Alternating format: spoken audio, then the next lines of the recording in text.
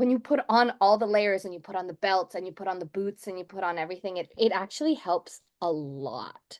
And I was very impressed by, even though I was there for a short time, they fitted it to me, and it feels quite transformative when it's such an iconic outfit. So that was really lovely, and that was really lovely and fun.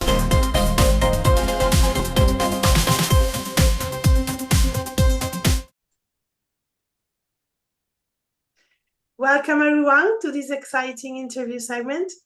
And today we have the pleasure here at Survival Shows of sitting down with Samantha Wan, star of the Hulu TV show, The Handmaid Tale, and many more. Join us as we dive into Samantha insights into her character and the challenges of filming the show and whole world. Thank you for being here with us today, Samantha. Yeah, no problem. I don't think I would say I'm a star of the show. I'm just to manage people's expectations. I have one scene and like two lines. It's the very generous use of the terms. Okay, so we can start. What drew you to the role of Aunt Claudia, and how did you work with the writers and director to shape um, her role? If you do that, I don't know. Yeah, I mean that's such a great question, and I think that's a question that like really applies when it is a lead character or a bigger character, to be honest. Aunt Claudia was like a very quick character for me to come on. Like I said, I'm just in the one scene, but usually it is interesting when you're dipping into a series so short and so quickly that you have to make sure you're really clean about who you are. You can't really have a bunch of complicated backstory. It's like Yeah. my purpose is to scare um Samira and Elisabeth Moss's characters, and that is it. Like, so yeah, sometimes I actually find actor roles can be harder than doing the longer, more complicated stuff because you have such a short amount of time. But the set was really beautiful and really nice, and oh my gosh, both of them too, the other actresses were so welcoming and lovely to work with. Amazing. And in what ways did the costume and makeup design influence your portrayal of Aunt Claudia? Yeah, I mean, I will say the costume does a lot of work. It's actually one of the things where the Aunt Claudia's costume, like being one of the aunts, there's so many layers to it. It's very heavy, and it's very stiff. And so like you can really, when you put on all the layers and you put on the belts and you put on the boots and you put on everything, it actually helps a lot. And I was very impressed by, even though I was there for a short time, they fitted it to me, and it feels quite transformative when it's such an iconic outfit. So that was really lovely, and that was really lovely and fun. And then like, yeah, having your hair pulled back really tight always helps you feel a bit stricter. And I actually have an undercut, so they had to hide it. Um, with my bun being very low at the back of my head for Handmaid's Tale. Amazing. And can you share a moment from the set of the Handmaid's Tale that was great to you and you will remember? Um, I think it was really, again, I said the set was so welcoming, even for just being a day player.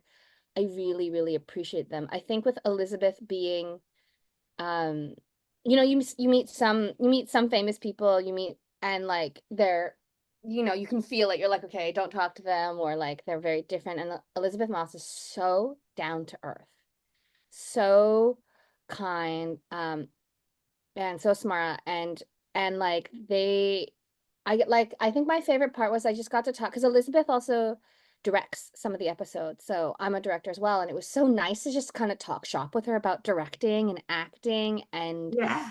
like a part of the team for that little bit. So that was probably like my favorite part. I didn't have high expectations going in because I knew it was so brief, and it kind of exceeded how much I felt like I could be part of it. And I really do think that it is when like you have such a good leader. It's a top down kind of thing. So yeah, it's really lovely.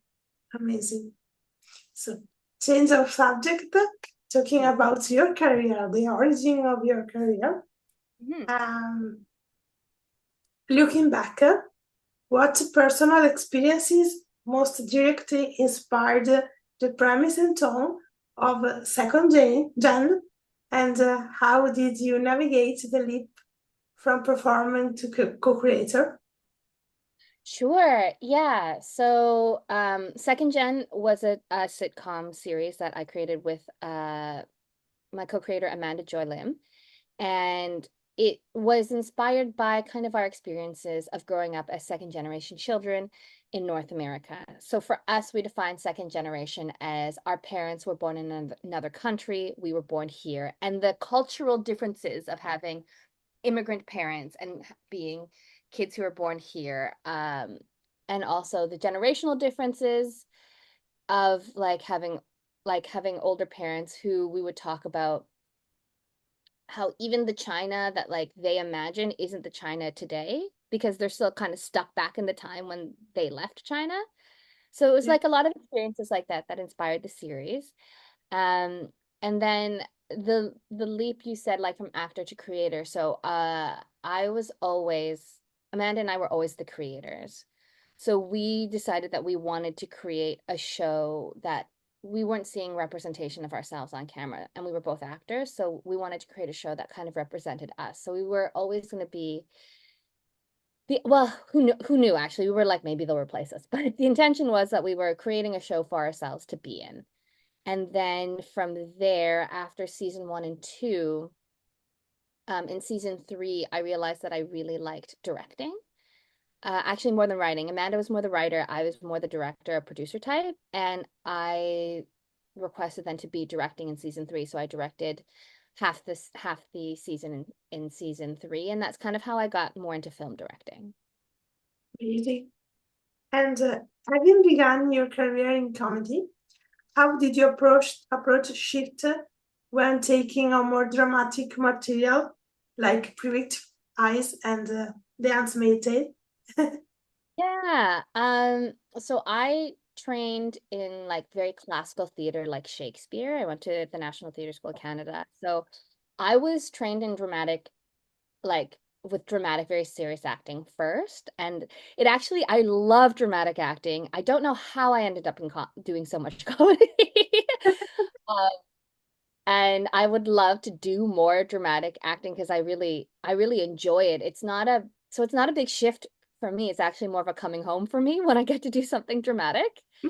And even in Private Eyes, I would say I'm probably more the comedic relief in Private Eyes. So I was very excited to do Handmaid's Tale and actually get to use some of those chops. Because really, comedy is just drama faster. Really, you're playing the same stakes and goals. Um, it's just done faster. Great.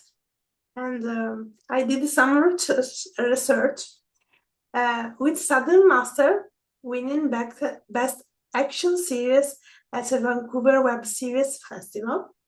How has your martial arts training informed your work both in front of and behind the camera? Yeah, that's a great question. So Sudden Master was the first like web series, first thing I actually created even before Second Gen. It was kind of around the same time. And it's a So, martial arts series that I do all of my own stunts and fighting in. And it's yeah, it was I had a dream that I really wanted to be the female Jackie Chan for a very long time. I just wanted to create a series that would like show that off. And then it kind of became the idea with a fellow writer of mine to be like, okay, each episode is going to be a different lesson in Kung Fu and how that Kung Fu lesson also translates to the world. And so that was highly informative to the show. I've had martial arts in my life since I was a child. I'm a martial arts disciple to Grandmaster Sunny Tang, who is part of like the Ip Man lineage. If anyone's into like Ip Man and the Donnie Yen movies, that's like who my great great grandmaster is. Okay. Um, yeah, and it's been yeah, it's I think martial arts helps inform discipline. It helps inform focus, and so yeah, it's been a really wonderful skill to have, like physically, but also mentally. Amazing. And when you are developing a script, be it for a web series, a sitcom, or a feature, what's your typical process for generating ideas and collaborating with your co-writers? Oh, that's such a great question. I would say I keep a notebook, or I keep my notes app on my phone, like just open all the time. So I it's not like now I will create a thing. It's more like throughout my life, if I hear something, get an idea, I just keep it. I just write it down in my notes app. And then when I'm like, okay, it's time maybe to create something or write something, I go look at that, I go look at those notes. Or usually more likely the case is that I have an idea that grabs me. Like I'll just be doing something in life and I can't stop thinking about this idea or the story. It's so cheesy, but I'm like, the story won't let me go. It's like, oh, I keep thinking about this. I keep getting ideas, images of how this would look, or I'll hear a line about something and I'll just know that I have to make it to get out of my system. Yeah. So that's how I my creative process ends up being. Sometimes I will like for the MOWs and romantic comedies and stuff, I will sit with one of my writing partners and we'll just throw around ideas, as many as we can, like 20 ideas, 50 ideas, to be like, let's just come up with the silliest ideas possible. And usually you'll get like maybe two or three that are really good out of that. Great. And you have shouted on set and reacted shorts. What has been your most formative lesson as a director, and how do you balance that role with acting and writing responsibilities? Mm, um, So, my best lesson as a director has been, I guess, okay, there's so many, but the one that I will point out that I didn't realize when I was acting, because I acted first, was the importance of time. So when I did shadow, let's say on Kim's Convenience, the thing that I really learned about was like I started timing how long does it take to shoot a scene? How long does it take to do a take? How long does it take to turn around? So that I could really accurately estimate what I could accomplish in a day. And that has become one of my greater skills that I really appreciate it. And it's something that I didn't have as I wasn't aware of time as an actor on set. Everything else I knew. I knew lots of things, but that was my biggest one. Um and then how do I balance directing and acting? Oh, also axis. That was the other thing that I learned about. Yeah, If you put good blocking on the axis is basically, ooh, it's hard to, I'm like, how do I explain it to an audience who probably doesn't know what the axis is? It's like, the axis is if I put an actor on the wrong side of the camera, it will look like they are not looking at each other. It will look backwards. Um, so you need to learn what the axis is of what you're shooting and block properly for that. And if you can block well, then you can save yourself a lot of time. If that makes any sense. The balance between directing and acting, I don't think I found it yet, to be perfectly honest. I think I'm still struggling on that. I think both my directing and acting are have become quite separate things, and I'm currently now in the stage of my life where I'm trying to figure out how I can put them back together. Which is how I started on second gen, but now my acting career and my directing career are quite different from each other. inspiring. So, change of the subject again, talking about your inspiration and personal life. How has growing up between Kitchener Waterloo, China, and Vancouver shaped your identity, and in turn, the kinds of stories that you feel compelled to tell? Oh, this is like you did great research. Um, so I was born in Kitchener-Waterloo, but I didn't live there for very long, maybe only 5 years before I moved to China, Beijing. And then I left China and then Taiwan when I was 8. I mostly grew up in Vancouver. So I mostly identify as being from Vancouver. Even though I've now lived in Toronto longer than I've lived in Vancouver, there's something in me that's like, no, I am from Vancouver. But I would say having also had like the 3 or 4 years growing up at a very young age, like 5 to 8 or 9 in China was so informative to really see other cultures, to understand that like people live really differently. And to know that like North America is not the only way to live, and our cultures and our beliefs are not the only things. And I think that really, really opened my mind. Yeah, I'm grateful for. amazing. And as a vocal advocate for, I don't know how I say it right, BIPOC BIPOC. represent BIPOC representation. What's the systemic changes in the industry give you the most hope, and where do you feel work still needs to be done? Yeah, that's another great question. I think um, there's so many small changes that like are really big deals. So for example, um, a systemic issue that I find when I'm directing is in trying to cast BIPOC. So BIPOC is Black, Indigenous People of Color. That's what it stands for. And I will look for leads, or I will look for, strong supporting characters of people of color. And I will have to go and look for them myself, because often like casting will sometimes send me casting will send me a lot of Caucasian actors, and then and not to their fault, it's because also the broadcasters are like, we want someone very established, and so it's like, well, these are the go-to people. And then on top of that, and then I'll be like, well, why didn't the casting director send me more people of color? But then it's also the agents are only sending their white, they're Caucasian actors as well. So the casting directors aren't having a pick of more people of color. And like I and then it becomes a bit of a battle, because then I have to work really hard to try and bring people, because there are plenty of actors of color who can be leads.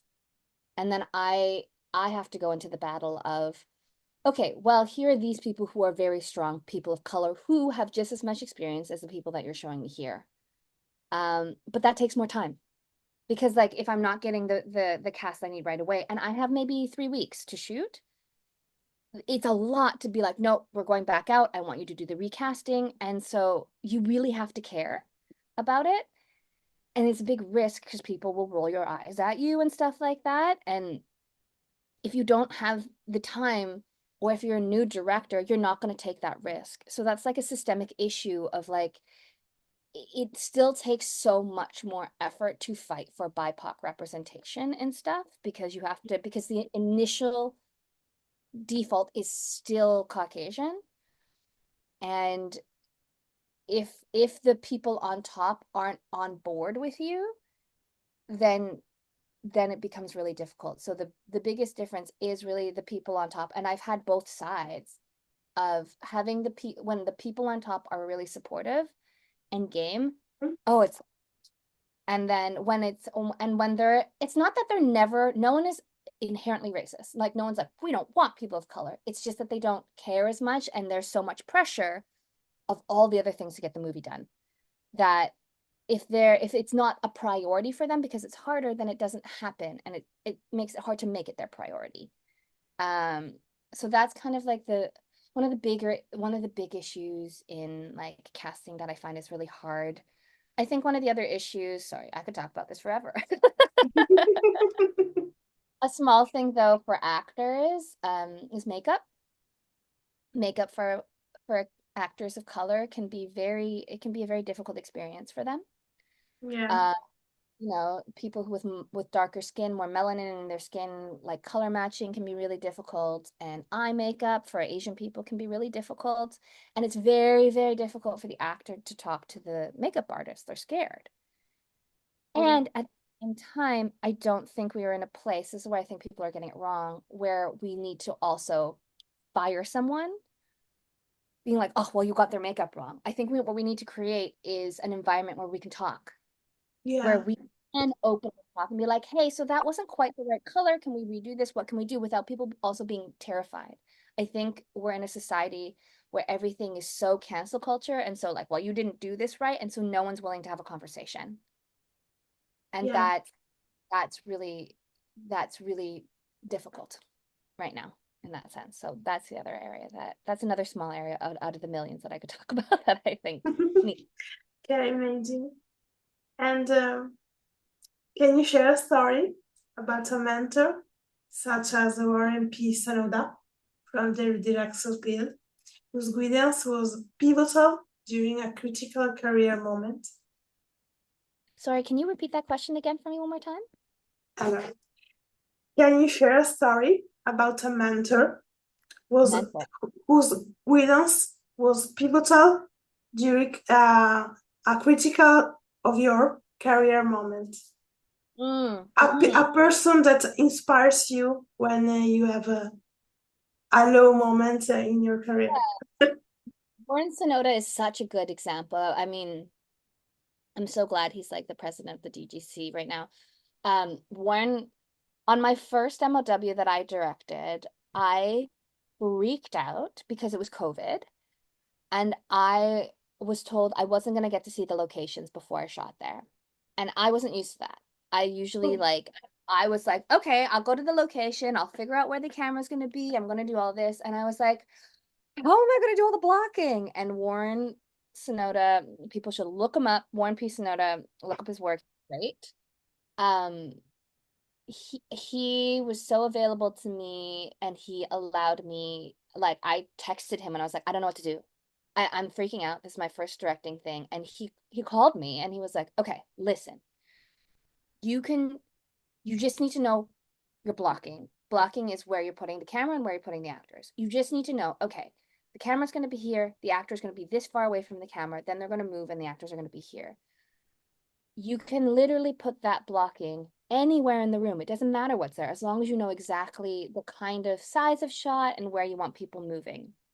And that was a game changer for me. Now I'm not worried if I I can show up to a set and be like, I've never seen the room before. That's fine. I can still shoot it. It changed how I could direct because before I was like, oh, but I can't see because the window's here and that. It's like now I don't need it. Now I can be like, I know where to put the actors. I know where to put the camera. And then I would say another really wonderful mentor has been Anthony Farrell. He's a showrunner, a writer who's like deeply, deeply generous about his time, and things like that. And I've just, for me, he showran Run the Burbs, and just watching how he could run the show with kindness and efficiency was really, really lovely. Amazing. And which fellow Asian Canadian artists or creators have inspired you recently? And how do you engage with your artistic community outside of work? Yeah. Oh, what Asian, who do I like really, really, well, this is the thing. Okay, no, there are actually, I've watched a lot of interviews with John Chu, like who director of Wicked. Because I've like loved, I literally actually on one of my shoots recently, he said in film, when he's filming, he tries to find what is the one piece of magic you can only capture today. And that really inspired me. That changed kind of how I was directing. Because with acting, I can be very go with the flow, but with directing, I plan everything. And it kind of helps bring more fun for me into the film directing. So that was like a really wonderful, wonderful thing. I have such a dream to meet Sandra Oh one day. I just think her career is amazing. I'm just gonna keep putting it out there. And then, sorry, what was the other part of your question? Oh, how do I engage my community? Yeah, yeah, yeah. Yeah, so there's like a there um I think it's almost impossible not to like become friends with other Asians in the community. So I have a lot of friendships in the community who are creators, who are writers, who are actors that like we get together. There is like an Asian women's like collective here. There's also I highly recommend it for BIPOC um creators, writers is BIPOC Film and TV, which people can join. That's Natalie Young Lai runs that, and it's like a really, really wonderful community that's very supportive to the BIPOC, yeah, artists. Amazing. And which roles, spanning acting, writing, producing, or directing, how do you carve out time for self-care, hobbies, or simply unplugging? This is the question I'm asking myself every day. Um, I mean, before I wasn't at a point where any of the three, like, I usually, it's mostly writing, directing, and acting. I only produce if it's my own project. Um, None of them were like so hardcore going that I had to juggle them too hard. It was kind of like, which one will give me money now? Which one will be a project I can do? Now it has started becoming, now they're overlapping a little bit more. So I am in a place in my career where I'm having to be a bit more choosy about my projects and Mhm. being like, is this is this going to be fulfilling for me? Like as a director or as an actor. Mostly those are the two I'm picking between. Same with writing, I mostly write my own things.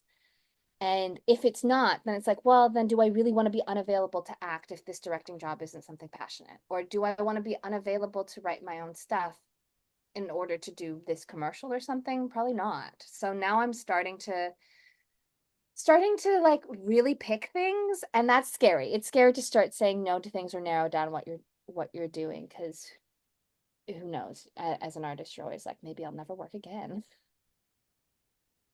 Great. And change of subject again, talking about your future projects and aspiration. Um, do you envision transitioning your into feature-length director or writing? And what kind of story would you like to pitch as your first feature film? Yeah, I do. I actually the next thing on my docket is a feature film. That's what I want to do next. I think that's the next thing I need to do as a director, and to write it as well. I'm not going to talk about what it's about, not because I'm afraid anyone will steal my idea. Because I also want to say to any new creators who are like, I cannot talk about my idea, someone will steal it. It's like no one's gonna steal, like there are no new ideas, and all ideas are only original because of your point of view. So it's Yeah, not at all because I'm like, oh, it's mostly my idea. It's mostly because it's a personal story, and I'm still trying to navigate how to write about it. And sometimes talking about something too soon is very vulnerable and can make the idea feel very vulnerable. So um it's not ready for a critical eye yet. Not that you would have a critical eye, but it's not ready for me to have my own critical eye saying it out loud. okay, great. And you recently earned a Canadian Screen Awards nomination for directing a TV movie. Mhm. How has that recognition shifted your goals as a filmmaker? Mm. Um, it's interesting. So Second Gen was also nominated for a CSA for best comedy, and then yeah, Love at Sky Gardens I was nominated for best director, and then this year the other series I directed, Space Janitors, is nominated for best web series, and those nominations have been um honestly, sadly in Canada, I don't know if it changes that much. Um, it has helped me get my visa to be able to work in the US. So that's probably been the biggest game changer is that you need nominations like that Oh, in other places to prove that you are a person who has um some knowledge in that way. So that's really where the nominations have made a big difference in my life. And having worked in both Canadian and international production, how do you navigate the differences in storytelling approaches? And are there any particular markets you would like to engage with more? I haven't had the opportunity to work in really largely different markets. Like Handmaid's Tale, I guess, is more American in that way. But other Yeah. than that, I haven't. And it would be a dream. Well, I'd love to do more American things. I would love to do some British stuff as well. Like European thing would be so great. I mean, if I could get it like into a Korean, like I think the Korean cinema is like so fascinating right now, but I'm not Korean and I don't speak Korean, so I don't see how that would happen. But I am interested. I'm interested in like the way the British make their work as well. I'm obviously interested in the American side, how the Americans film is much more of a business to them. So they take bigger risks, they do bigger things in that way. And so that's a very fun world to play in. I'm very interested by. Great.